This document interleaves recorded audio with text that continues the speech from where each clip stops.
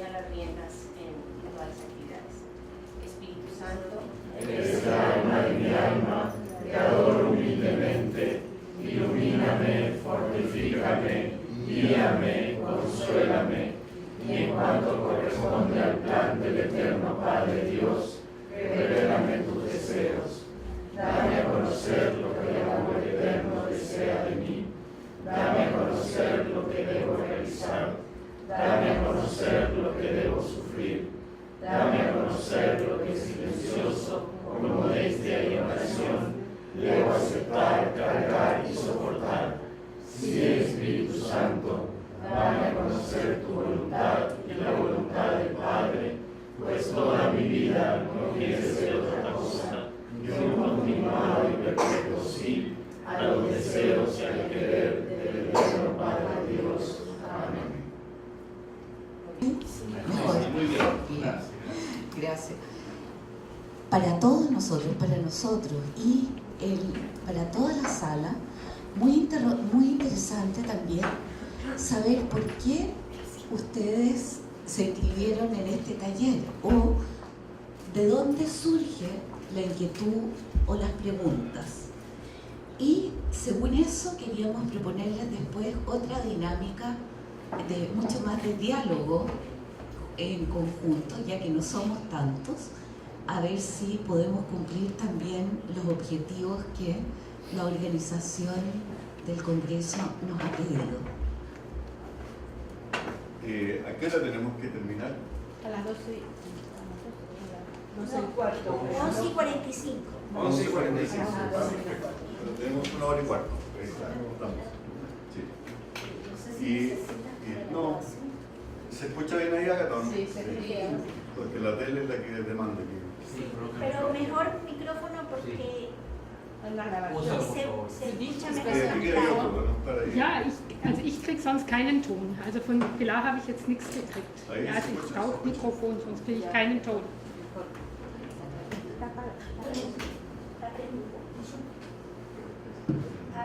No. Al final tenemos que tener una pregunta para el plenario después, o para efecto en algún momento se comparte el resultado de los talleres, que es responder a cuáles son los desafíos frente a este tema y qué proponemos para el futuro para hacer familias en salida. Esa es pregunta universal a todos los talleres. Entonces, para que vayamos pensando que tenemos que dejar los últimos minutos para responder a eso. Y nosotros ya le pedimos a Patricia que sea secretaria. Que tome nota y que haga la síntesis y después nos represente en el paso siguiente. A esa no me la dijeron. Ahora, Aquí tenemos ayuda en la sala.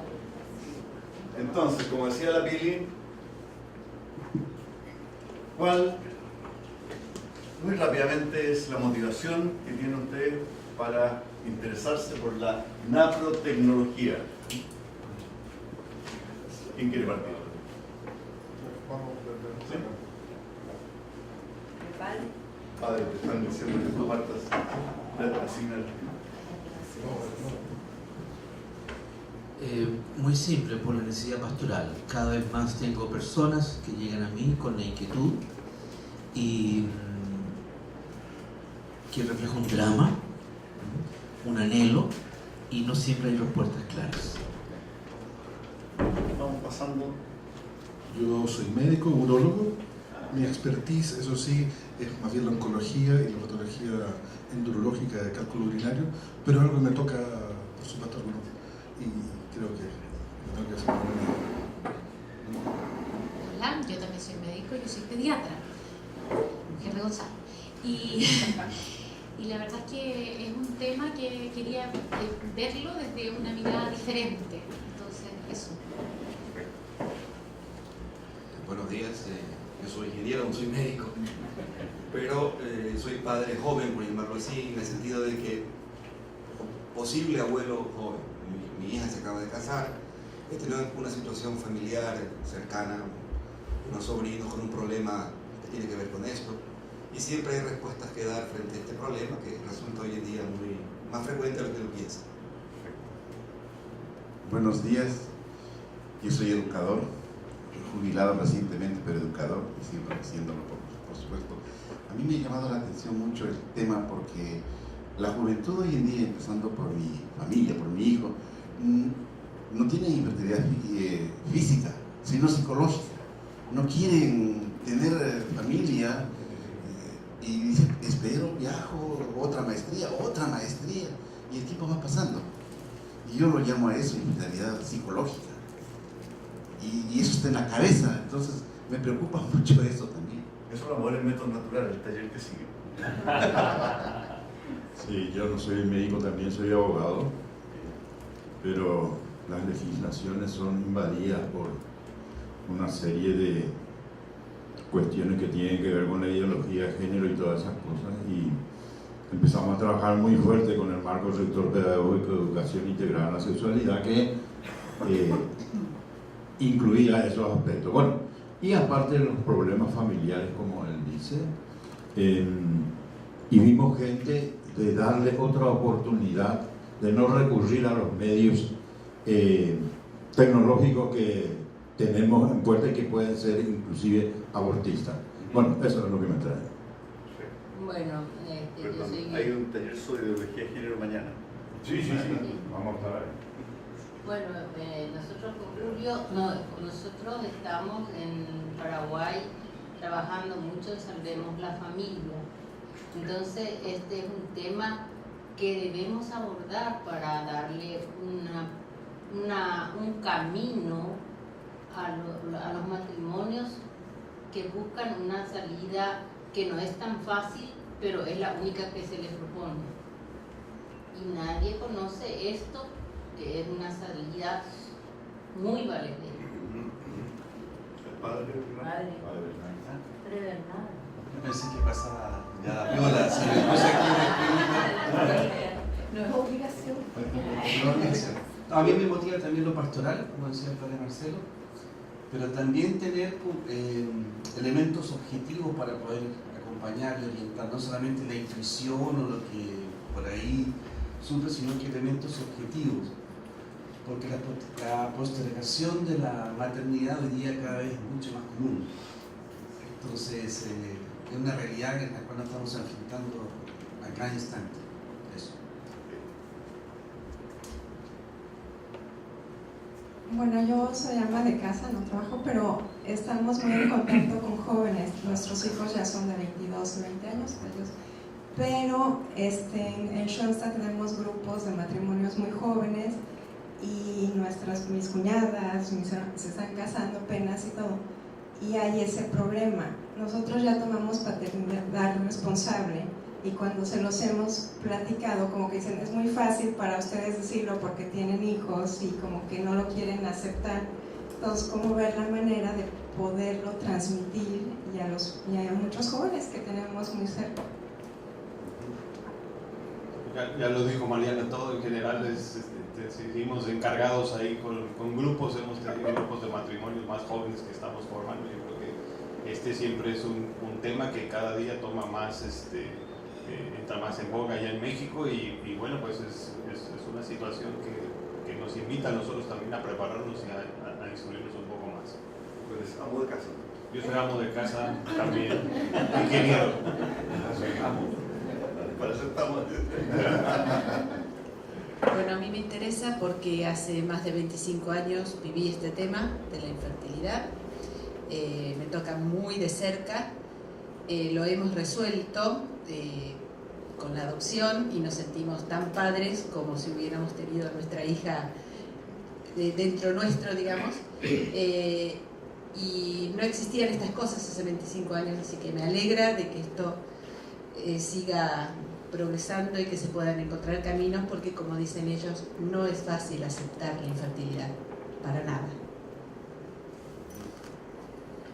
Yo creo que todos los que trabajamos con matrimonios o tenemos conocidos, tenemos siempre familiares, hijos, nietos y lo necesitamos. Y de la misma manera que uno se compra un celular nuevo y aprende a manejarlo, la ciencia, que es también obra de Dios, la tenemos que conocer. No sé si todos te conocen, Patricia. No sé si todos te conocen, Carmen. Yo soy Carmen Clobou, somos superiores del Instituto de Argentina-Paraguay. Y trabajamos mucho con matrimonios y que realmente es un cuestionamiento muy, muy grande. Bueno, creo que este es un tema muy, muy actual y que está ganando cada vez más importancia. Sabemos estadísticamente que la infertilidad también va en aumento, al ritmo de vida que llevamos. Y es un tema difícil para la Iglesia porque además detrás de esto hay un sí a la vida. Entonces es importante tener claros los criterios, porque la Iglesia está en contra de la inseminación in vitro, no sé si sí. Y es importantísimo también ver el desarrollo científico, las posibilidades que se abren. Y yo creo que la Iglesia está también muy abierta a todos estos avances y a esta investigación. Y creo que nosotros como pastores también, como se ha dicho, tenemos que estar bien informados también para poder ayudar, iluminar y orientar en estos problemas que son muy duros y que van en aumento. Sí, yo estoy aquí porque me parece súper lindo que se pueda trabajar este tema, que es como introducirnos a una consecuencia en la Iglesia, en lo que nos pide el Señor, de mirar la infertilidad, pero desde esta consecuencia natural. Y eso creo que es muy importante que podamos entenderla mejor para poderla divulgar más. Esa es la idea. ¿En qué área estás tú? Yo soy mamá de 8 hijos. Ya tenemos 9 nietos y yo soy odontóloga, pero como ya van a enterarse de la otra parte. Bueno, yo soy empresario, con Cristina, yo soy Francisco, parte de la militancia del movimiento, y tenemos muchos contactos con matrimonios jóvenes. A mí me llamaba la atención asistir a la charla de hoy, porque nos llama mucho la atención la bioética, y en el caso de tener que tocar un tema con respecto a qué es lo que nos dice la Iglesia, que mejor que escuchar sobre un método católico. Yo soy el padre Tommy Mitchell, trabajo con matrimonios en Asunción y estoy interesado en conocer más, la verdad. Yo soy el padre Pablo, trabajo en Montevideo y en realidad lo único que me interesó fue el subtítulo, Asistencia a la Infertilidad. Entonces quería, no sé lo que significa la primera palabra, pero me interesaron los dos puntos. Creo que nos conocemos, Luis. Sí. Yo soy ginecólogo, estoy jubilado de la universidad, pero toda la vida he trabajado a favor de la vida. Tengo muchas posibilidades. Yo soy Marcelo Poli, soy del primer curso de la Federación de Familias aquí en el Ecuador. ¿Y es el esposo de la señora? Gracias, padre Bernardo. Reconozca la paternidad. Creo que el tema de la naprotecnología lo conozco. Hay varios pacientes míos que han tenido la posibilidad de viajar a los Estados Unidos y han logrado éxito. Por eso estoy interesado más bien en trabajar desde aquí. Conoces a Priscila Lor. Sí, claro. Priscila está trabajando con la naprotecnología. Y encantado estuviera, pero tenía muchos temas familiares. Sí, yo sé. Y entonces muchas pacientes a las que hay que corregir a veces problemas ginecológicos son las que lo veo yo para ayudarle también en su tarea. Y me interesa, ya digo, estoy jubilado de la universidad, tengo más tiempo, trabajo menos en la consulta para no estresarme. Así que por eso estoy aquí. Y me alegro que hayan ustedes tomado este tema. Yo soy la hermana Montserrat, trabajo aquí con muchísimas mamás, entonces por lo tanto es una pregunta siempre y he incursionado un poco en este tema y me interesa muchísimo en la orientación a las mamás en esto. Yo soy la hermana Virginia Pereira, argentina, trabajo en la Comisión de Bioética, Padre José Kentenich, el tema lo conozco. Hicimos desde la comisión 2 jornadas de bioética sobre naprotecnología. Estamos apoyando a la doctora Gloria Sánchez Cini en Argentina, que hace naprotecnología, y como trabajo con la Federación de Familias en Paraguay estamos apoyando a la doctora Sarmiento, que también hace nanotecnología, y desde lo pastoral me ha significado una experiencia increíblemente positiva y alentadora poder dar esta salida a los matrimonios que estaban a las puertas de la fertilización in vitro. Así que me siento apoyadora, no sé qué palabra usar, de nanotecnología por mi experiencia altamente positiva. En Paraguay ya nacieron los 2 primeros bebitos fruto de nanotecnología, así que es toda una esperanza. Y me faltan ustedes. Buenos días, somos Milena y Ricardo de Costa Rica, madre de 3 jóvenes en los 20s. No sabemos qué les deparará la vida, ¿verdad?, en este tema.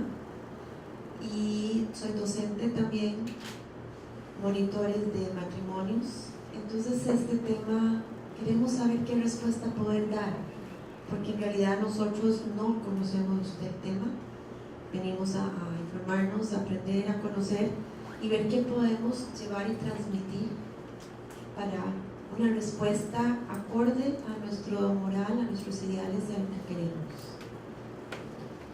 Bueno, buenos días. Yo trabajo en la judicatura en Costa Rica y soy profesor universitario. Nosotros, el Estado de Costa Rica fue recientemente condenado, por así decir una palabra jurídica, por la Corte Interamericana de Derechos Humanos a obligarnos a aplicar la fertilización in vitro. Y como shonsaltianos y como católicos queremos también conocer de otras formas para poder plantear lo que la sociedad costarricense ha necesitado y que también ha planteado su respuesta a esta sentencia de la Corte. Bueno, realmente se agradece la presencia y también el poder compartir Luis, lo que... bitte Mikrofon. Para que salga mejor la afirmación. el compartir lo que pusimos aquí en común.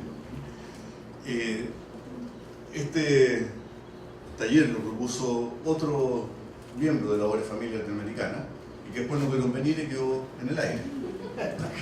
Entonces, ahí dijimos, bueno, como dice Marcelo, esto yo sé, si les interesa, ahí estamos, para eso estamos. Y tenía que ser una opción, si ir a lo técnico o ir a lo conceptual. Y me fui por lo conceptual, que yo creo que responde a lo que aquí estamos buscando. Así que la segunda parte del taller, que es el trabajo, lo vamos a hacer ahora. Y aquí lo importante es tal vez que unos 20 minutos antes me avise para trabajar en la pregunta. Entonces, la famosa palabra, no vamos a meter en la historia para nombrarlo, pero es nada de natural, pro de procreation y tecnología de technology. Entonces, es la tecnología que hoy día existe en el campo de la infertilidad aplicado a la procreación a través de la naturaleza humana. En síntesis, eso es el concepto que está aquí en juego. Por lo tanto, la bajada a terreno que pusimos es cómo acompañar, aquí usan la palabra asistir, que puede ser un sinónimo, pero yo prefiero acompañar a la infertilidad en sintonía con el amor esponsal. ¿Qué es lo que aquí está en juego para la Iglesia? Es que la vida siempre sea fruto del amor. Y no es casualidad que en el acto conyugal es donde se da la máxima expresión de amor, de comunión total, de entrega total del uno al otro, y que en ese mismo acto sea el lugar donde se dé la fecundidad mayor, que es la vida humana, que es la joya de toda la creación. O sea, Dios quiso eso. Y eso tiene un significado, ese tiene un misterio, ese tiene una realidad preciosa que hay que descubrirla. De manera que la Iglesia no es que se oponga así por definición y doctrina, digamos, a la fertilización asistida porque es intrínsecamente perversa, digamos, sino que lo que buscamos es cómo poder seguir cultivando esta maravilla, que la vida sea fruto del amor, que el amor se exprese en vida. Ese binomio es el que aquí está en juego. Y como lo dice muy bien Juan Pablo II, es el cuerpo donde este diálogo se produce. Es en el cuerpo donde se encuentran las personas. Y en el acto conyugal, lo más privado del cuerpo es lo que más habla de la persona. Ese es el diálogo que aquí queremos cultivar, conocer y desarrollar. Por eso que aquí lo que está en juego para nosotros es el amor esponsal. Hoy día eso no existe en la tecnología. Y es súper importante tenerlo presente, porque así como muchos llegan a usar métodos naturales como un anticonceptivo natural, también muchos llegan a la naprotecnología como una tecnología que arregla esta cuestión. Y no se meten en el misterio, en el fondo. Ahora, hay 3 puntos que quisiera que tocáramos, que para mi gusto son los más importantes que están en juego. El primero, afortunadamente que hay algunos médicos que no podemos entender. Todo lo que uno hace en medicina tiene sus costos y sus riesgos, y sus secuelas y sus consecuencias. De manera que nosotros, para actuar como médicos, desde dar una aspirina hasta hacer una cirugía, tenemos que estar frente a una enfermedad que le genera daño a la persona, que le produce riesgo al paciente. Y por eso nosotros intervenimos o hacemos cosas o estudiamos para solucionar aquello que afecta la salud de la persona. Supongo que como paciente ustedes lo tendrán claro también. Y más que seguro que alguno ha tenido algún efecto secundario de alguna cosa que hemos hecho los doctores. Que de repente la medicina es peor que la enfermedad. ¿No es cierto? Bueno, el punto acá es que para hacer todo lo que se hace en materia de infertilidad, se asume que la infertilidad es una enfermedad de la mujer o del varón. Pero que yo sepa, nadie se ha muerto de infertilidad. La infertilidad no es algo que pone en riesgo a la persona. ¿Sí o no? Entonces, para poder desarrollar todo esto que se ha desarrollado, primer concepto, la infertilidad tiene que ser una enfermedad. Tiene que ser un daño, tiene que ser una cosa grave, digamos. Y de hecho lo es. Porque muchos de ustedes dijeron también que aquí hay un dolor. Y aquí hay un dolor muy grande porque se está aspirando a un bien muy preciado, que es el hijo, y que no llega por la vía natural. Entonces, inmediatamente uno se encandila con la meta y no evalúa el método para lograr esta meta preciosa. Ahí existe ese otro truco de que el fin justifica los medios.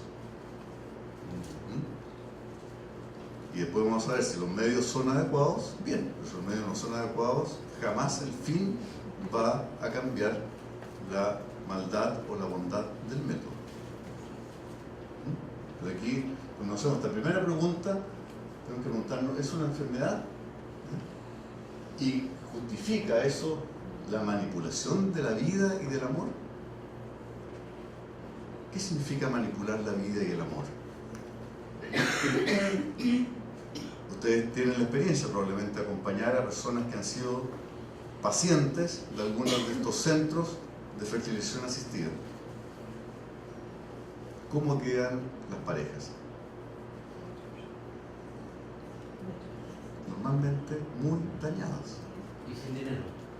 Además, tanto es así que en todos los centros de fertilización asistida que se precian de tal, han tenido que incluir un servicio de salud mental. Porque están tan fijados en la meta que se dan cuenta que producen daño, pero no lo ven como un daño, sino que tienen que compensar el daño para seguir con la meta. Dejen el tema ideológico que hay detrás. Que el amor queda dañado. ¿Y qué pasa con la vida? La manipulación de todas estas técnicas es con vida humana. Si el que hizo la fertilización in vitro sabe que ahí puso un óvulo humano y un espermio humano, y por lo tanto lo que ahí tiene es un ser humano. Y en el mejor de los centros, con la mejor tecnología, solamente se logra un 30% de éxito. Y por la forma en que lo publican, no hay ni una posibilidad de saber cuántos intentos tuvo que hacer esa persona para estar en ese 30%. Y en cada intento se está jugando con vidas. De manera que hoy día, si ustedes evalúan lo que está haciendo América Latina, que está en internet, se van a encontrar con que solo 1 de cada 8 embriones llega a nacer. Y si es que pasa por la congelación, es 1 de cada 12. O sea, se sabe al iniciar el proceso cuántos van a morir. Y eso es vida. Entonces el truco que ahí se hace es, ok, la infertilidad justifica hacer esto. Y en la naturaleza se pierde una proporción importante de embarazos normales, por lo tanto nosotros hacemos lo mismo en la naturaleza. Pero ojo, que una cosa es lo que pasa en la naturaleza y otra cosa es que yo como médico sé que si hago esto voy a tener estos resultados, porque ahí el responsable soy yo de mis actos. ¿Captan la diferencia? Que el 15% de los embarazos normales se pierdan, ahí no tengo ninguna responsabilidad ética. Pero que el 20% de los que yo voy a congelar, al descongelarlos se mueran, ahí sí que tengo responsabilidad. Entonces, para poder hacer eso como médico, ¿qué es lo que hemos hecho? Hemos corrido el concepto de cuándo hay vida humana.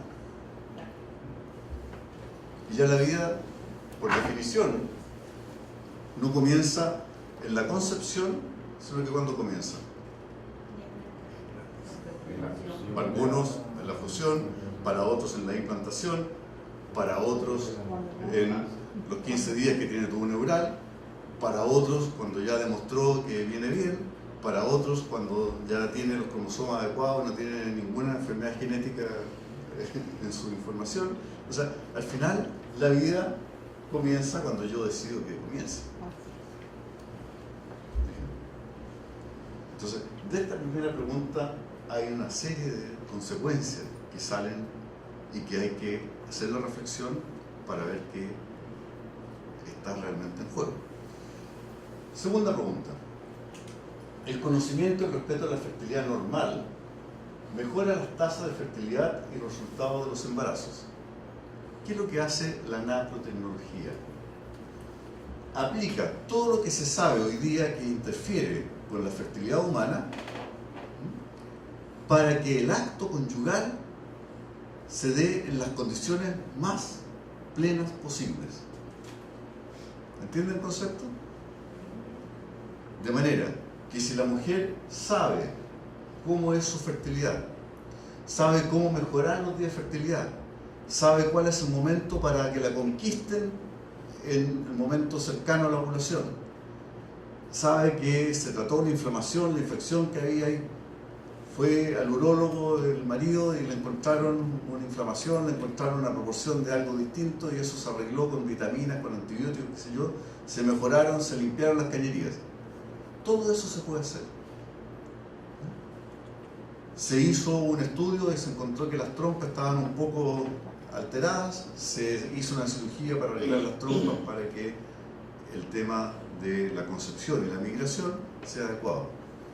Se hizo una biopsia endometrio para descartar que no había ningún problema o tratarse un problema del endometrio donde salía la vómito. O sea, todo lo que sea preparar la casa, preparar el trayecto de los espermas, ubicar el mejor momento de la concepción, que es conocer plenamente y de la mejor forma posible cuando naturalmente se da la fertilidad.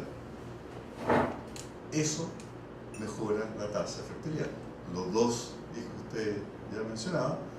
Ahora, cuando venía para acá, una señora me acaba de dar las gracias que había ocurrido el milagro, y eso fue teledirigido por mail, ni siquiera hicimos ninguna intervención médica, sino que solamente por la información médica que ella me mandó tenía posibilidades reales de embarazarse. No había para qué hacer una fertilización in vitro.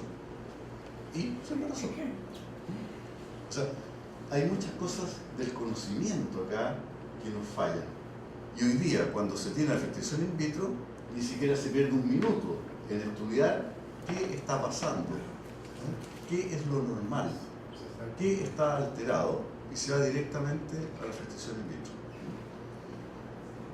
Bueno, lo más grave que me ha tocado ver en esto es que el hijo, al salir del contexto del amor, pasa a ser un objeto. ¿Sí o no? Ya es el resultado de un método, es la consecuencia de una línea de producción. No es el don del don. O sea, el fruto del amor esponsal como donación del uno al otro. Y que aquí es donde se experimenta y se vive la transparencia, la semejanza de el Dios creador, el Dios que es amor. O sea, necesariamente para poder meterse en el mundo de la fertilización in vitro hay que olvidarse de la propuesta que viene del Génesis.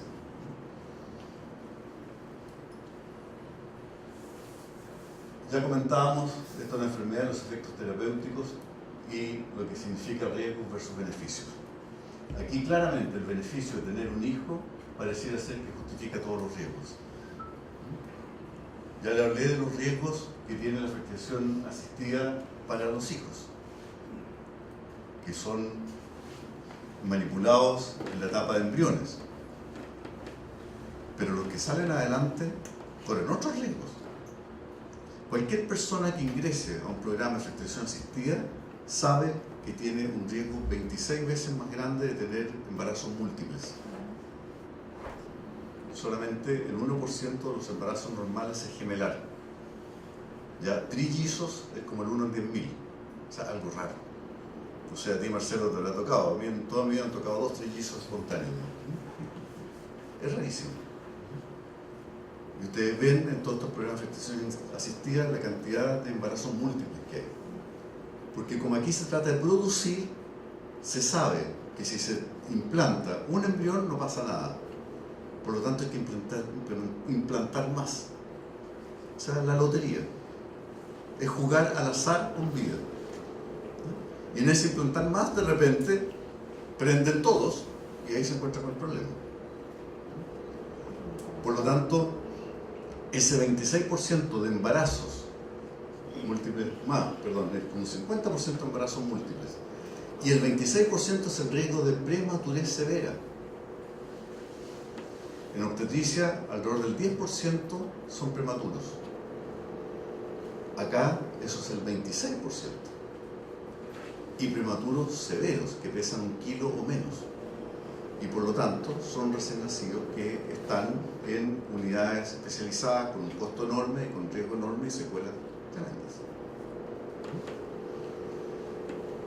Hay un 12% más de mortalidad perinatal. Y ya se está publicando de que hay una tasa mayor de enfermedades crónicas y degenerativas, cáncer, en esos recién nacidos. De manera que la calidad biológica de los recién nacidos de la fertilización asistida es inferior a la calidad biológica de un embarazo normal. Y también otro tema que está apareciendo son enfermedades psiquiátricas, el autismo, por ejemplo, que se asocia a estas técnicas.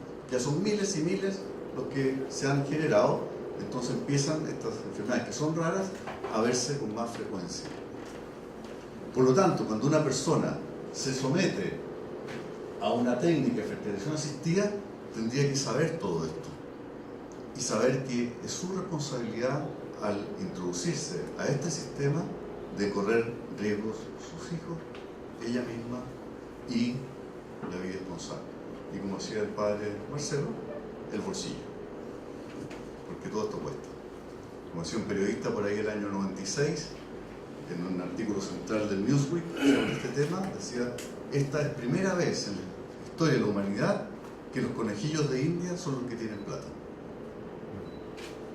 Es un experimento de gran escala que lo financian los que pueden pagar. Aquí está lo que les decía de la manipulación. La manipulación es que necesariamente se manipula todo. Se manipula el acto conyugal, se manipula el cuerpo de la mujer, se manipula la vida porque se selecciona, se congela, se usa para experimentos, se desecha, o sea, todo se manipula. Y resulta que las personas somos formadas por los actos que realizamos. Alguien que se dedica a manipular, ¿en qué se transforma? Manipulador. Hace las cosas a su pinta. No le pregunta a nadie, no tiene ni Dios ni ley. Y eso es desgraciadamente lo que va ocurriendo. O sea, esto solamente se entiende en un contexto de individualismo, de hedonismo, de toda la cultura que hoy día tenemos, de la ideología de género que tú mencionabas, porque hay que hacerse el lavado de cerebro para poder hacer esto. Cuando se transforma el hijo de alguien a algo, ¿qué es lo que pasa con esa persona? ¿Qué es lo que pasa con ese individuo de la especie humana? Aquí dicen los abogados aquí. Se le quita la dignidad, se degrada. Y cuando alguien degrada a otro, ¿quién es al final el más dañado? El degradador. Y esa es la transformación que está ocurriendo hoy día en la medicina. O sea, esta cosa se entiende hoy día solamente de un punto de vista ideológico y de un punto de vista comercial. El bien del hijo, solucionar el problema de la pareja infértil, es absolutamente secundario.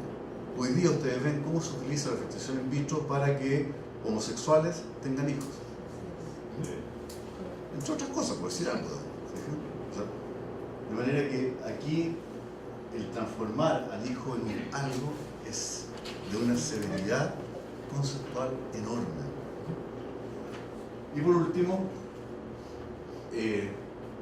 alguien que conoce mejor su cuerpo y que lo respeta, como decía el padre el año 33 cuando habla de pedagogía mariana del matrimonio, dice: educar a personas que usan métodos naturales, y aquí lo mismo, educar a personas que conozcan su fertilidad para sacarle el máximo provecho desde el punto de vista natural a eso, es educar a personas que estén dispuestas a arrodillarse frente a Dios, a seguir su plan.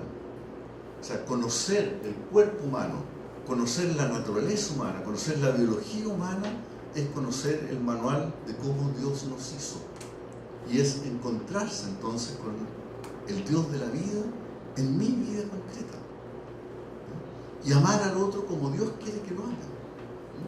O sea, esto de conocer y respetar es lo opuesto a lo manipular. El que va conociendo se va transformando en un sabio. Y aquí hay una sabiduría de vida. El que va respetando se va transformando en una persona atingente, en una persona delicada, en una persona que sabe decir lo que tiene que decir cuando tiene que decir. Los verbos aquí son fundamentales para construir a la persona. Ya hablamos de la fertilidad humana en el contexto del amor. Y por último,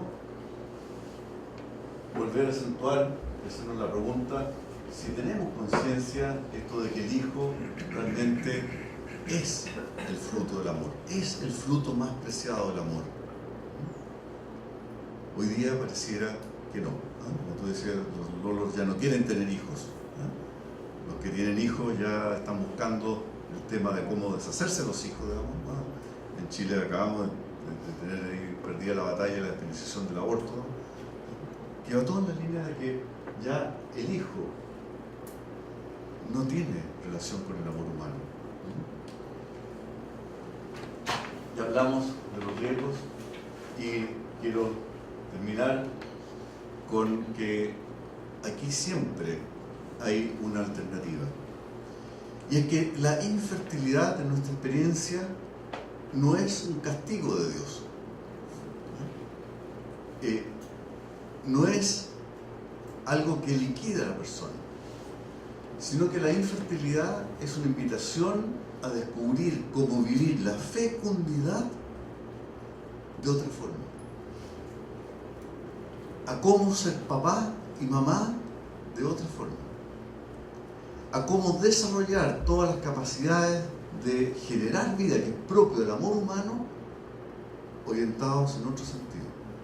Me ha tocado conocer en la universidad académicos que han desarrollado su paternidad en la docencia, artistas que lo han transformado en la creación artística, personas con una sensibilidad social que se han transformado esto en una fundación que ayuda, ¿qué cosa? Un servicio. O sea, la fecundidad se expresa de muchas formas. En Schoenstatt tenemos muchas comunidades religiosas que son célibes y que son fecundas. Que podemos dar testimonio que se puede dar frutos de otra forma. Que esa es una primera lectura de qué significado darle a la infertilidad. Y lo otro, un camino maravilloso, y ahí la Pati nos puede contar, ella lo dijo en la introducción, es la adopción, en que los dos se preparan juntos para recibir a alguien que Dios ha formado en otro lugar. Y ambos están en igualdad de condiciones siempre, preparándose para recibir este regalo, este don, que Dios buscó otro camino para hacérselo llegar. Y en ese sentido, ese hijo también es igualmente hijo, y la paternidad y la maternidad es igualmente bella. En nuestra experiencia, el tema de la adopción también es un camino precioso. Y no es el premio consuelo para la fertilidad, sino que descubrir aquí hay una vocación, hay un llamado. Hay cosas que Dios ha puesto en esos corazones para que esto los lleve también a una plenitud de vida. Y con eso creo que terminamos. A mí me impacta los matrimonios, las parejas que conocemos, que llegan a nuestra casa o son pacientes de lucho y que nos cuentan su experiencia. Y cómo frente al tema del hijo, del anhelo del hijo, se van gestando también experiencias muy dolorosas y que requieren acompañamiento y que requieren ayudar a discernir. El Papa que nos habla tanto en Amoris Laetitia. Acompañamiento porque las voces son muchas y muy distintas. O sea, a quien le pregunte en el ámbito médico, incluso la misma familia, dice, pero ¿qué tiene? Si va a ser un hijo de ustedes. Otros le dicen, pero ¿qué se preocupan si no hay riesgos? O sea, hay voces tan diferentes. Y lo que a mí sí me interpela, no siendo médico, soy profesora, nada que ver, pero mirándolo desde afuera, es la falta de libertad de las parejas, de los matrimonios, cuando inician estos caminos extraordinarios, llamémoslo así, de fertilización asistida o de otras técnicas que no respetan, como decía Lucho, esta unión. Falta de libertad porque no conocen. Cuando uno empieza a hablar con ellos, no sabían exactamente de qué se trataba.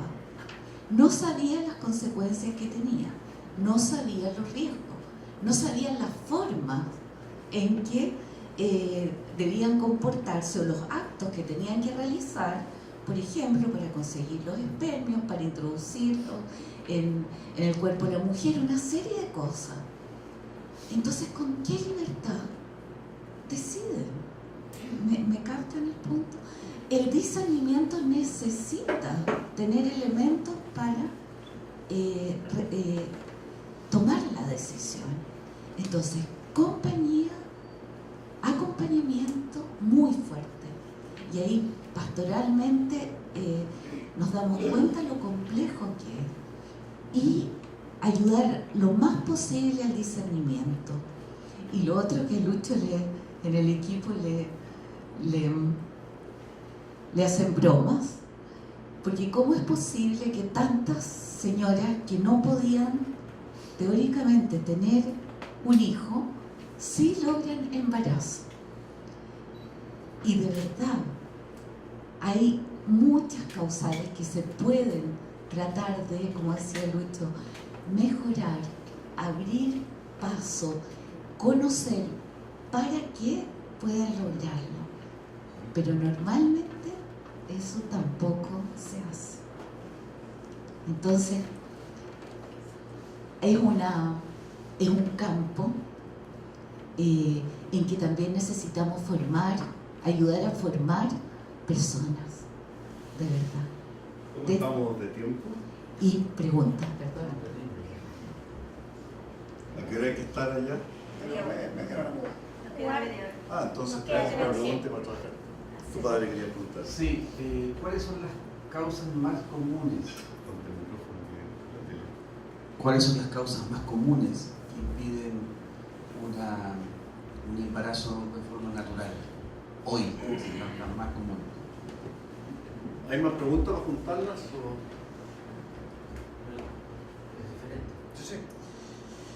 Básicamente estoy de acuerdo con el planteamiento de ustedes, pero difiero de algo y se trata de cómo uno enfrenta el tema cuando tiene a las personas frente a uno. ¿Ya? Yo creo que no ayuda mucho cuando uno viene con el garrote moral y le adjudica allá a la pareja que lo único que anhela es tener un bebé. Le estoy diciendo, tú eres manipulador, tú estás olvidando el plan de Dios y que el bebé tiene que ser fruto del amor y no de un acto tecnológico. O sea, blanco y negro no es. Yo creo que, y eso al final en muchos matrimonios produce el alejamiento de la iglesia y de la enseñanza. Yo creo que tenemos que cambiar el lenguaje o tenemos que enfrentar a la pareja que lo único que quiere es vivir el sacramento, y el sacramento incluye procrear. Y hay un mandato bíblico en el Génesis: procreen. ¿No? Y justamente y faltó la parte de la aceptación. En el fondo hay que aceptar la cruz. No podemos ser papás. ¿Cómo enfrentamos eso? Y ahí se produce el tema pastoral, ¿ya? Y el otro tema es la responsabilidad de los técnicos, de los médicos, de los que lo convencen de que la manipulación es lo mejor. Ellos quieren ser papás, no quieren manipular. ¿Ya? Y eso yo creo que para tener un acuerdo en eso entre pastoral y ciencia tenemos que cambiar el lenguaje. Otra cosa. Yo, como soy pediatra, la verdad es que quería entender un poquito cuál es la novedad de la técnica. Porque lo que tú cuentas tiene que ver con cosas que se pueden hacer y que no tienes que definirte como una protecnóloga. ¿Me entiendes? Entonces, te quiero preguntar cuál es la novedad de técnica. Eso. Vamos a partir por eso, que es lo más sencillo. Y por lo tuyo, para terminar, para Marcelo. Esto tiene historia. En Estados Unidos, cuando se trató de introducir el tema de los métodos naturales, se habló de Natural Family Planning. Hacíamos Family Planning, pero natural, ¿no? Y eso tenía acceso a los fondos del Estado, etc. Y eso dio pie a que al final los métodos naturales fueron un anticonceptivo más que también sea planificación familiar. Y no se entendió la novedad de los métodos naturales, que tú estás atacando ahí, pero ¿cuál es? Entonces, en el contexto americano, esa es la realidad. ¿Ya? Y aquí, el centro donde esto se realizó, que es en Nevada y con el doctor Hilgers, es un ginecólogo que sistematizó, entre comillas, ¿no?, en su mentalidad, toda la propuesta de Billings. Entonces ya no se describe lo que naturalmente la mujer observa, sino que a eso tiene que ponerle una puntuación.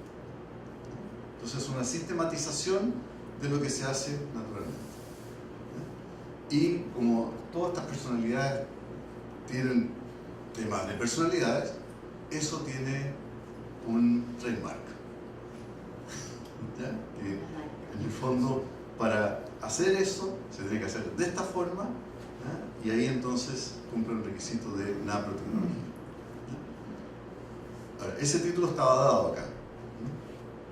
Nosotros, yo me formé en la Universidad de Chile, que es un centro laico absoluto, donde era la cuna de la anticoncepción para América Latina, y ahí empezó también la fertilización asistida, y el doctor que quería empezar la facultad de medicina dijo que no, y se fue a la otra clínica privada, digamos, de que ahí era la selva y había de todo. Y en esas condiciones aprendimos a hacer una buena ginecología, lo que tú señalas, poniéndola al servicio de las personas, ya sea para lograr una concepción o para evitar una concepción. Y esa es nuestra aproximación, ¿no? Que en el fondo, si tú aplicas lo que hoy día se sabe, ¿no?, respetando la antropología de la persona, eso a la persona le ayuda, a la persona la hace crecer, a la persona poco a poco le va viendo la posibilidad de que hay realmente expectativas o no hay ninguna expectativa. Entonces, aquí yo diría que la nanotecnología es un tema de marketing americano, ¿ya? Y en nuestra realidad es hacer una buena medicina. Y que a la larga yo creo que eso debería primar. Ahora, respecto a lo que decía... Oye, para entenderte bien esto último, entonces, ¿hay algo más novedoso o nuevo en relación a lo que conocíamos de los métodos naturales? Sí, claro, o sea, todo lo que ha desarrollado la fertilización in vitro es conocimiento de la fisiología de la reproducción. ¿Ya? Y que el enfoque que ellos tienen de reproducción. Piensa que toda la tecnología de la fertilización in vitro se realizó en veterinaria. O sea, en medicina humana no hay gran avance. ¿Ya? El gran avance fue que transformaron la aproximación de la veterinaria a la aplicación humana. ¿Ya? Pero ahí se sabe mucho del fenómeno de cómo tiene que ser una ovulación buena, cómo se puede inducir una buena ovulación, cómo se puede apoyar esa ovulación desde el punto de vista hormonal, ¿no? Cómo se puede mejorar si hay un problema de daño a las trompas con la cirugía de microcirugía de laparoscópica, ¿no? O sea, hay una serie de tecnologías, ¿no?, que hoy día se pueden usar para el conocimiento de la fertilidad natural sea mucho mejor, ¿no? Y eso normalmente lo maneja ya el especialista, ¿no? Eso no es de resorte general de una instructora de métodos naturales, ¿no? No sé si ahí respondo a tu pregunta. O sea, no es exactamente solo los métodos naturales, ¿no? Es esa antropología con todo el bagaje tecnológico que se ha desarrollado hoy en día aplicado al servicio de esta visión del amor humano. Ahora, ¿por qué hay más infertilidad? Antiguamente se consideraba que si uno no hace absolutamente nada y los matrimonios se ponen en campaña de tener vida conyugal normal, hay un pequeño porcentaje que se embaraza en la luna de miel, asumiendo que antes no tenían relaciones, lo cual hoy día no es muy cierto. Y ese pequeño porcentaje ocurre después en el segundo ciclo, de manera que al cuarto ciclo el 50% está embarazado. Y al año el 80% está embarazado. Y a los 2 años el 90% está embarazado. De que antiguamente, que la gente tomaba su tiempo y vivía al ritmo que antiguamente existía, nadie se preocupaba hasta los 2 años. y se estudiaba ese 10%. Hoy día en medicina el corte se ha hecho al año. Si al año hay un 20% que no se embaraza, eso ya se considera potencialmente infértil y se estudia. Y en el estudio aparecen cosas. Las primeras cosas que aparecen es que hoy día la gente se casa más tarde. Y la tasa de fertilidad con los años va bajando. O sea, hay un tema de edad que no hay nada que hacer, digamos.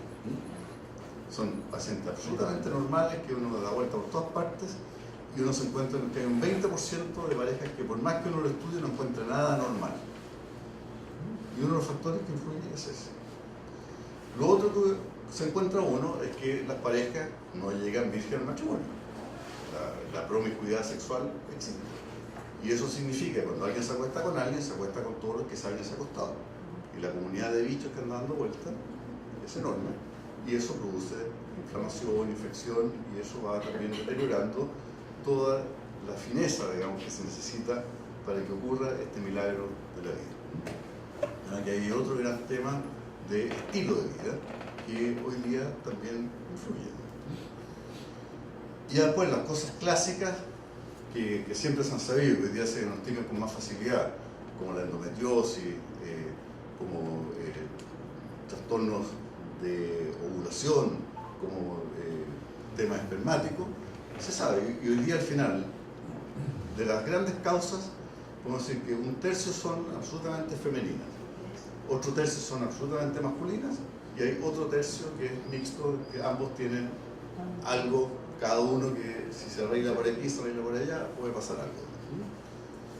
Y hay causas que no tienen tratamiento, ¿no? Y aquí entro a lo tuyo. Cuando estoy planteando el tema de la manipulación, lo estoy planteando fundamentalmente del prestador, de lo que hacemos los médicos, que sabemos qué es lo que está en juego. Y para hacerlo hemos hecho todo ese enjambre de cambiar el inicio de la vida, de considerar que la vida comenzó en otro momento, de que da lo mismo que la vida surge en el laboratorio, en el amor humano. O sea, es un tema nuestro, los doctores, ¿no? Y sabemos perfectamente que eso es así y asumimos nuestras consecuencias. Los pacientes, como decía la Pili, normalmente se suben a un tren. Y como decía alguien por ahí, hoy día el tren normalmente es de alta velocidad. Y si te subiste al tren de la clínica X, que tiene fertilización in vitro, no te vas a dar ni cuenta cómo no va a parar en ninguna estación hasta que lleguen a la técnica más invasora y se hagan todos los intentos, y después de todo este proceso van a decir, ¿se logró o no tiene una posibilidad de no seguir concursando? Y eso son normalmente muchas técnicas, muchos procesos, muchos años. Y la persona en el proceso, como tú bien dices, que está buscando a su hijo y lo está haciendo en buena ley, ¿no? Se va encontrando con todo esto, pero ya está, ya asumió, ya es parte del costo del cuento. Y ahí vienen las depresiones, vienen los quiebres matrimoniales, o sea, toda una gama de cosas que nadie se lo dijo a priori. Y ahí yo creo que nosotros tenemos una responsabilidad de, si alguien me consulta a priori, de decirle, este es el sistema, esto es lo que ocurre. O sea, aquí hay tema de congelación de embriones, aquí hay tema de que te van a hacer una inducción ovárica, te van a obtener alrededor de 12 óvulos, los van a fecundar todos, y después, ¿qué hacen con esos 12? Y esa decisión hay que tomarla a priori. Si la persona le dieron toda esa información y tomó la decisión, esto lo tiene súper claro. Pero normalmente no lo saben. No lo saben. El otro día me tocó ir a una... no sé qué es lo que fue, pero una reunión en una clínica privada que querían, por crecimiento de la clínica, montar un programa de fertilización asistida. Y estaban todos los médicos de la clínica embalados en la bondad de esto, y la Cámara Chilena de Construcción, que estaba detrás del financiamiento de esta clínica, dijo, bueno, ¿y por qué no pedimos otra opinión? Que nos cuenten de qué se trata esta cosa. Y me llamaron. Y planteé todo esto en términos más médicos, y después al final, un director, señor ya de 70 años, de la Cámara Chilena de Construcción, me llama a un lado y me dice, doctor, ¿qué hago? Yo tengo embriones congelados. O sea, ahí se dio cuenta de lo que había hecho. O sea, creo que el tema de la ignorancia de los pacientes cuando entra en tu sistema es mayúsculo. O sea, ahora, si la persona me llega a priori, un caso, unos novios que mandó un padre muy querido también de aquí de la comunidad de ustedes, y llegaron como novios a la casa, se casaron en 2 meses más, y ella tenía un diagnóstico de una endometriosis severa en la clínica que la estaban viendo y la habían operado ya de su problema. Le habían dicho que no tenía ni una posibilidad de embarazo, que solamente era fertilización in vitro lo que podía hacer. Y el padre me mandó a la casa a hablar con nosotros que se trataba de fertilización in vitro. Dicho lo más pastoralmente posible y amigablemente posible, pero diciendo la verdad, les quedó claro que si querían hacer las cosas como Dios quiere, no tenían ni una posibilidad, porque entendieron lo que es la fertilización in vitro. Y al final dije, mira, aquí la única posibilidad es confiar en el milagro. O sea, con los datos que tú me das, siempre Dios tiene la última palabra. Fue tan dramático para ellos que ni siquiera fueron capaces de tener una fiesta de matrimonio, se casaron privadamente con la familia, porque no consideraban que eso no era una fiesta. Y a los 2 meses casados me manda un WhatsApp el novio, el marido ahora, ocurrió el milagro. O sea, hay aquí un tema que tenemos que aprender de cómo transmitir la verdad y cómo acompañar a estas personas. Yo creo que en este minuto se está haciendo un sobrediagnóstico de infertilidad. Y se están haciendo tratamientos de más. Eso está publicado además. O sea, en Francia, por ejemplo, hubo un momento en que la tasa de embarazo en la lista de espera para la fertilización asistida era mayor que en las técnicas de fertilización asistida. ¿Qué te está diciendo eso? Que en el fondo se estaba sobrediagnosticando infertilidad. Entonces, el tema cuando te llega la persona con infertilidad, yo creo que tú tienes toda razón en que acogerla, de que el matrimonio es para la vida, etc. Y saber exactamente cuál es el diagnóstico, que muchas veces no lo tienen, porque se hace este sobrediagnóstico, y con la verdad de cómo acompañarlos. A mí me tocan muchas parejas que llegan de entrada, que ellos mismos ya no quieren saber nada de fertilización asistida y lo único que queda es busquen cómo ser fecundos de otra forma. Y si ustedes en conciencia creen que lo que Dios les pide que sean papás de hijos, vayan a ver la alternativa de la adopción. Y prepárense para eso, y conversen. Porque muchos ni siquiera se lo plantearon, el pololeo la posibilidad de adoptar. Porque era tan evidente que iban a ser papás que eso no era tema. Ahora, padre, cuando uno conversa con los matrimonios, jamás el lenguaje es ni son manipuladores, ni están pecando, ni están lejos de las enseñanzas de la iglesia, nunca. Cuando uno tiene a los matrimonios adelante, las parejas adelante, y uno ve lo que están viviendo, por supuesto que el acercamiento es distinto. Y ahí es donde está la dificultad de cómo, el desafío más bien, cómo acoger plenamente, pero también plantearle los caminos, como dice Lucho, reales. Porque a veces hablamos como con eufemismos. Esto no es conveniente.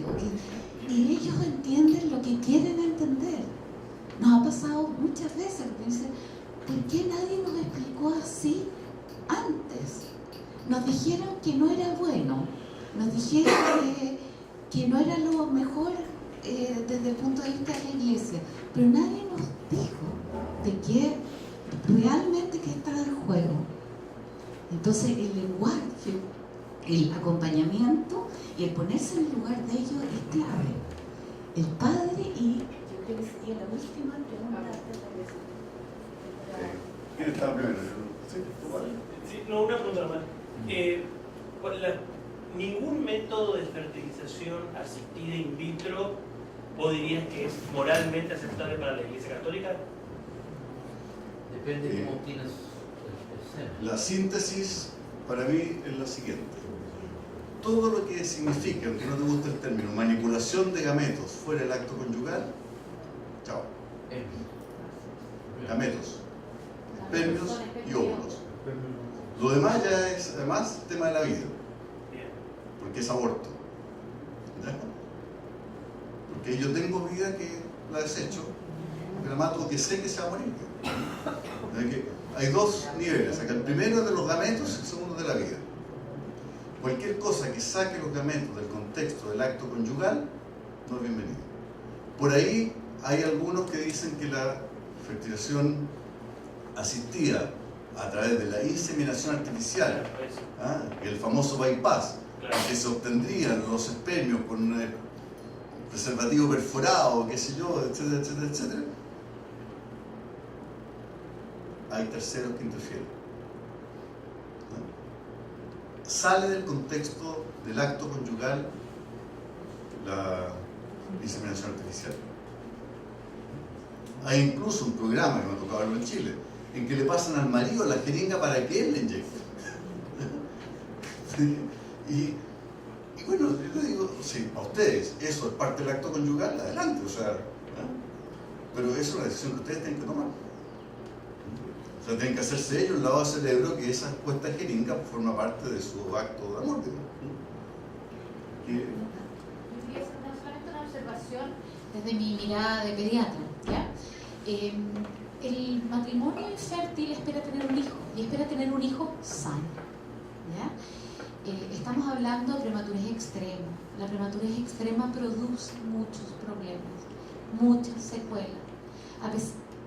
Durante los últimos 25 años ha habido una maravillosa aumento de la tecnología, y la verdad que los niños prematuros extremos, los muy pequeños, menos de 1 kilo incluso, llegan después de 5 meses o 4 meses o tantos meses hospitalizados, salen adelante, pero no salen sanos, ¿ya? O sea, tienen muchas secuelas distintas, desde displasia pulmonar, hemorragias intracerebrales, daños neurológicos, retraso global del desarrollo y todo tipo de trastornos de la esfera autista, ¿ya? Entonces, yo creo que la explicación no va solo en lo que ocurre para concebir el hijo, sino que los costos que ese hijo puede tener en él y en esa mamá y en esa familia. Era algo que quería aportarles además.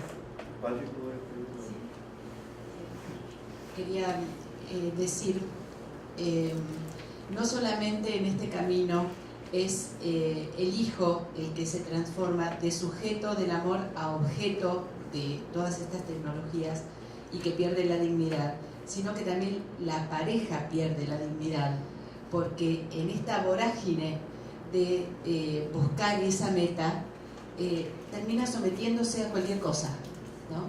Entonces el famoso manipulador o el médico o el equipo o lo que sea, bueno, y ahora vamos a hacer esto y ahora vamos a hacer esto otro, y como nada funciona, entonces seguimos caminando en ese camino que los lleva a cualquier lado, y en esa vorágine dejan de cultivar su amor de pareja. Entonces, cuando llegó el famoso fin, el famoso hijo, la pareja está destruida, no saben cómo vivir como pareja. Entonces ahí es donde vienen también las crisis matrimoniales, así que es bastante más profundo que lo que uno cree. El año. Creo que nos están poniendo fines a eso. Sí, muchas gracias. Ahora, ¿eso es fin para responder a la pregunta del taller o ahí se...? No, para responder las preguntas del taller. Bueno, por favor, ¿podríamos armar de pronto 2 o 3 grupos para repartirles la hoja de la pregunta y la respondan, y así mismo pues me hagan favor de entregarla? ¿Se acuerdan de la pregunta? Ya con tantos argumentos. ¿Cuáles son los desafíos frente a este tema y qué proponemos para el futuro para hacer familias en salida? ¿Podríamos responderla entre todos? Yo creo que sí.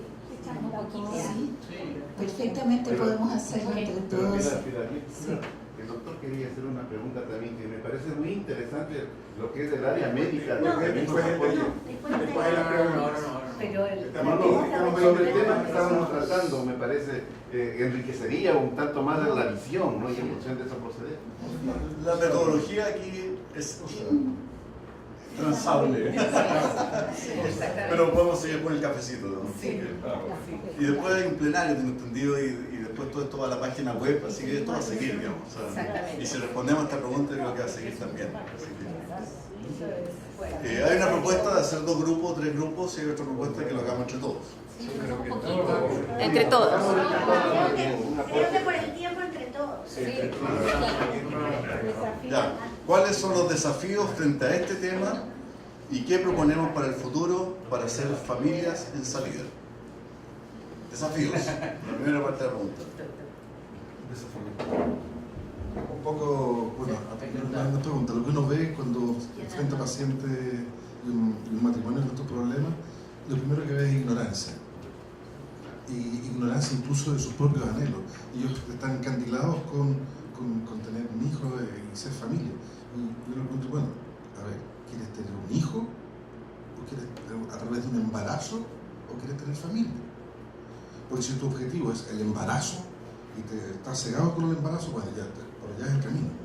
Si tu objetivo es hacer familia, es otra cosa. Aquí yo veo 2 desafíos. Ignorancia y claridad en el objetivo. ¿No? Que son 2 cosas distintas. Entonces, ¿qué otro desafío? ¿Vale? Y también, bueno, lo que ya hemos hablado desde el punto de vista pastoral, también hay una ignorancia y una mejor explicación de lo que la Iglesia enseña. Que no parezca solo que es una iglesia que pone cortapisas y prohibiciones y normas, sino que desde el punto de vista pastoral, cómo explicar positivamente bueno, todo esto. Desafío pastoral entonces de cómo hacer una apreciación propositiva de la iglesia y no moral cuestionadora. Lo que decía que iba a morir Leticia, que no sea la pastoral una moral fría. Espérate, por acá. Sí. Me viene a la memoria la homilía del Padre donde dice: creemos en esto y especialmente a los médicos católicos que nosotros tenemos constancia de su profunda vocación católica, pero trabajan en la fertilización asistida. Entonces, ese es un desafío enorme. Consecuencia de vida, coherencia de vida es otro desafío en el área médica especialmente. Carmen. Yo creo que también es la postura que tenemos que tener nosotros de capacitarnos en esto de saber cuáles son las respuestas básicas, ¿no? Y derivar lo que nosotros no sabemos derivar. Y sobre todo no poner como primera barrera la iglesia no lo permite, porque ahí sí que estamos, como decía el padre Marcelo, vamos a llevar a una contra con la iglesia que lo único que hace es hacer crecer el canto de sirena de la otra parte. ¿Cómo le podemos poner ese desafío? Capacitar. La necesidad de capacitarnos. Y dos cosas, una de capacitar y de saber derivar. Sí. Que hayan personas competentes que puedan en lugares. Y aquí ya hablaron de Paraguay, hay, ¿no es cierto? En Argentina hay, y aquí también hay. O sea, de tener un lugar donde se puedan referir. Para mí hay un desafío muy importante cuando ya el matrimonio y la pareja ya ha descubierto que irremediablemente no pueden ser papás. Entonces ahí, ¿cómo proponerles a ellos la aceptación de esa condición, no enfermedad, esa condición, y llevarlos a un camino de aceptación y de apertura a la adopción o la vida común? O una paternidad y una maternidad no según la carne, sino que más bien de índole espiritual, ética, moral. ¿Cómo? Tener cómo, y creo que es un tema de prevención, que tiene que ser tema de la catequesis prematrimonial y de los grupos de pololos que llamamos en Chile de acompañamiento. O sea, esta es materia que hay que conversar. Hoy día los chiquillos, yo la experiencia que tengo en la consulta es que tienen que conversar de las relaciones prematrimoniales, de las expectativas, de las infecciones que se trae cada uno. O sea, hay que poner sobre la mesa todas esas cuestiones. Que se transparente. Pero es que estamos de la prevención, primero antes de casarse. Antes de casarse yo creo que hay que partir, digamos. Y después, totalmente de acuerdo contigo, es un tema que tiene que formar parte de la introducción a Schoenstatt, porque esto es del amor humano. Por ahí alguien había pedido muchos desafíos. Hermana y después Padre Eduardo. Yo quiero compartir mi pequeña experiencia. Yo parto no de lo que dice la Iglesia, sino de lo que dice el cuerpo humano y lo que dice la ciencia. Y mi experiencia de decirles, bueno, la fertilización asistida consiste en esto, en esto, en esto y en esto. El cuerpo humano, la fertilidad humana funciona así, así y así, y se puede detectar el día fértil. Los matrimonios abren los ojos, agradecen la información. Yo les digo, yo no les voy a decir lo que ustedes tienen que hacer, ustedes decidan, pero retomo la idea de la libertad. Solamente se puede decidir en libertad con información. Y en relación a la esterilidad, a veces hay esterilidad de uno, pero el otro es fértil. El peor problema no es enfrentarse a la adopción. Hoy el peor problema es enfrentarse a la donación de gametos de un externo. Ahí están los bancos de esperma, están los bancos de óvulos, matrimonios en candidatura de federación. Me han preguntado si eso correspondía o no. Entonces hay que dar un paso más todavía en este tema. Me gustaría una palabra sobre esto. Ya no tenemos tiempo, así que para conversar en el pasillo. Pues. No, creo que otro desafío grande es más bien político y jurídico, ¿no? Porque todas estas cosas están teniendo consecuencias. Entonces, ¿cómo hacerlo o cómo influir por las leyes que se van implementando? Porque si de repente te dice la ley, te obliga a hacer esto. ¿No? Bueno, ahí hay otro problema de definiciones jurídicas. Es tan cierto lo que tú dices, padre, y lo que le pasó a Costa Rica, que en este momento todos los grupos que están en Chile trabajando en fertilización asistida no quieren que haya ley, porque así puede hacer todo. Bueno, muchas gracias y creo que ya hace rato que